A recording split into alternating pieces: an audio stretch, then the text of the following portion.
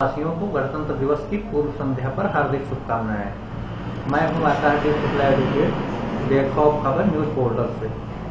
आज हमारे साथ मौजूद हैं जनपद अधिवक्ता संघ के पूर्व उपाध्यक्ष व जिला कांग्रेस कमेटी के पूर्व अध्यक्ष माननीय श्री राम नारायण जी मिश्र, वरिष्ठ अधिवक्ता सिविल कोर्ट बहराइच। सभी देशवासियों को गणतंत्र दिवस की पूर्व संध्या पर मेरी शुभकामनाएं तथा सभी को हार्दिक बधाई। भारत का संविधान 6-7 देशों के अध्ययन करने के बाद बनाया गया था। संविधान की आवश्यकता इसलिए पड़ी क्योंकि पहले जो अंग्रेजों का शासन था उनका ये मानना था कि हम जो है शासन नहीं चला सकते, हम पूरे देश को अपने शासन में नहीं रख सकते।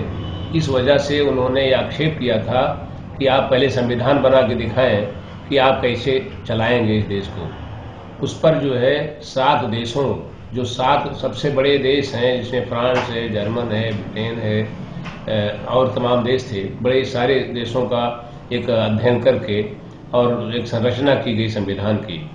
संविधान में हमारे देश के जो प्रमुख नेता थे, जो आज़ादी की जंग आज़ादी की लड़ाई में इन्होंने शिरकत की थी, उसमें खास करके doctor Rajendra Prasad, doctor Zakir Hussain, doctor Radhakrishnan और तमाम ऐसे हमारे महामना मदन मोहन मालवीय जी, तमाम योग्यतम लोगों ने इस संविधान को बनाने में इसकी संरचना की।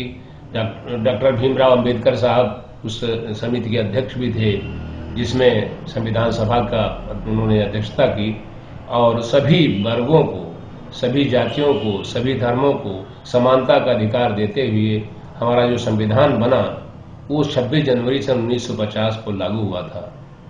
इसके पहले हमें पूरी आज़ादी नहीं मिली थी, यद्यपि हमारा देश स्वतंत्र देश के रूप में घोषित कर दिया गया था, वो 15 अगस्त 1947 को हुआ था। संविधान जो लागू हुआ उसमें सभी वर्ग के लोगों का ध्यान रखा गया, शिक्षा का अधिकार, समानता का अधिकार और हर प्रकार से समाज को आगे बढ़ाने के लिए जो व्यवस्था दी गई थी उस व्यवस्था के तहत हमारा देश पूरी तरह से संचालित हो रहा है। जो भी हमारे देश का पार्लियामेंट है या संसद है, संसद के अधीन जितने भी हमारे स्वतंत्र राज्य हैं या केंद्रीय यूनियन टेरिटरीज हैं, उन सब में ये संविधान लागू है।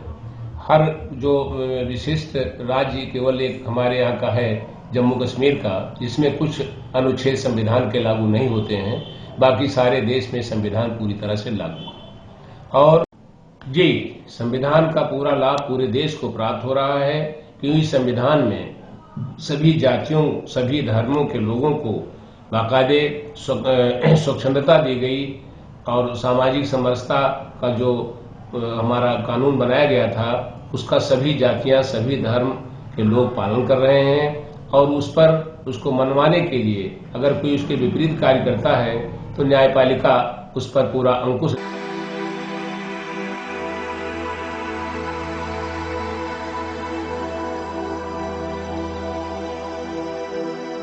शासन ने चलाई है।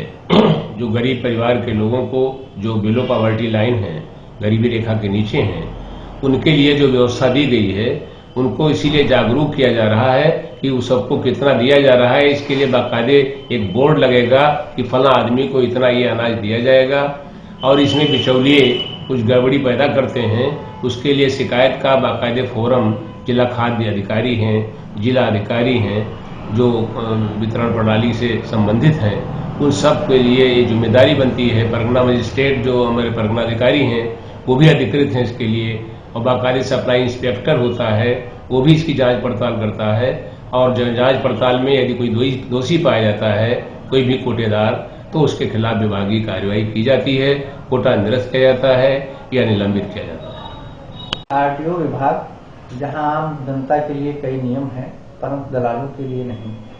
आम जनता जब वहां लाइसेंस बनवाने जाता है तो उसे नियमों की बलवेदी पर चढ़ा दिया जाता है। ये परिप्रेक्ष्य में आपका क्या विचार है?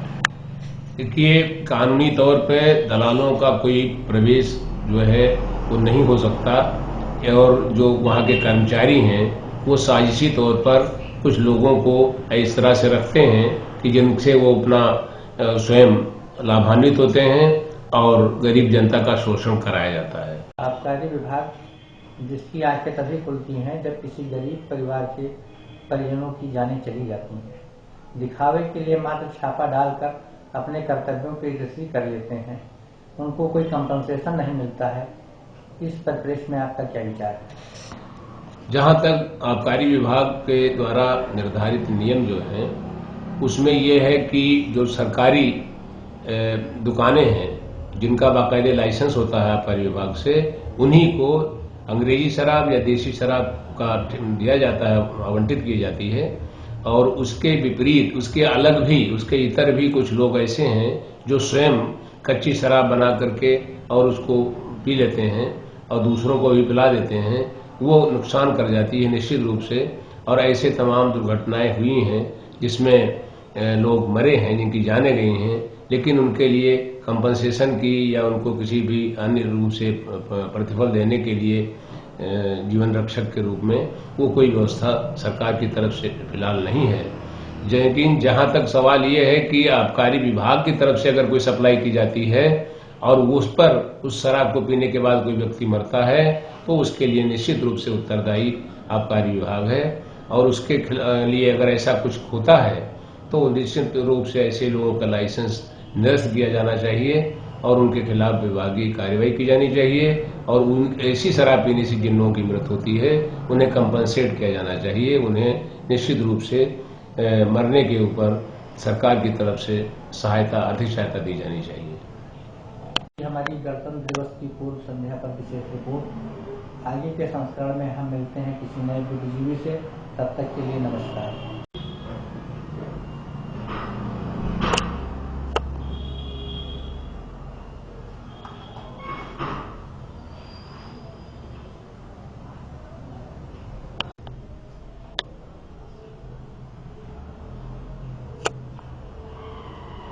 कार्यालय भी आ जाए पूरा।